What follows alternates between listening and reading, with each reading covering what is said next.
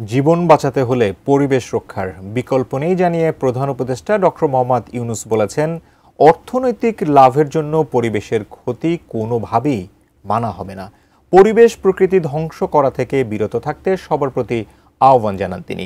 সকালে রাজধানীর বাংলাদেশ চীন মৈত্রী সম্মেলন কেন্দ্রে বিশ্ব পরিবেশ দিবস ও পরিবেশ মেলা এবং জাতীয় বৃক্ষরোপণ অভিযান ও বৃক্ষমেলার উদ্বোধনীতে এ আহ্বান জানান তিনি।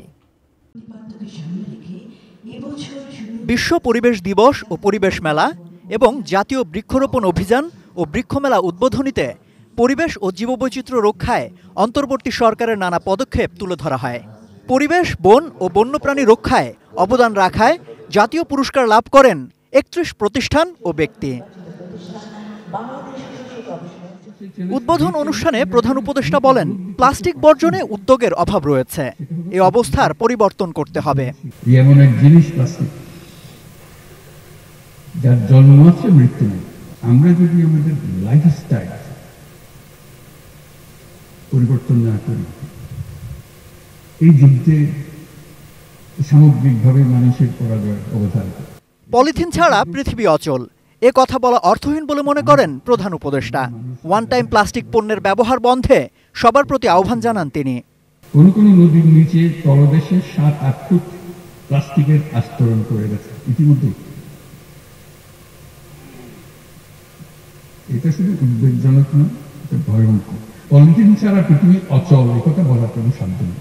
আমি দেশের সকল নাগরিকের প্রতি ওয়ান টাইম প্লাস্টিক পণ্য ব্যবহার বন্ধ করে দেওয়ার জন্য আবেদন করছি। প্রধান উপদেষ্টার আশা, অন্তর্বর্তীকালীন সরকারের নেওয়া বিভিন্ন উদ্যোগ বাস্তবায়িত হলে দেশের বনাঞ্চলগুলো হারানো রূপ ফিরে পাবে। আবারও নিজ আবাসে দেখা যাবে অনেক বন্য প্রাণীকে। আমাদের অবশ্যই আত্মবিধ্বংসী চিন্তাভাবনা থেকে মুক্ত হতে হবে। অর্থনৈতিক লাভের জন্য পরিবেশের ক্ষতি করে যাব, এটা আমি কিছুতেই নিজেকে মানতে দেব না। আমাদের দৈনন্দিন জীবনে প্রতি মুহূর্তে মনে রাখতে হবে, জীবন বাঁচাতে হলে পরিবেশ বাঁচাতে হবে, এর কোনো বিকল্প নেই। আমি এদেশের তরুণ সমাজের প্রতি আহ্বান জানাই, জলবায়ু সংকট মোকাবেলায় এবং পরিবেশ দূষণ রোধে তোমরা তোমাদের কার্যকর ভূমিকা অবশ্যই রাখবে।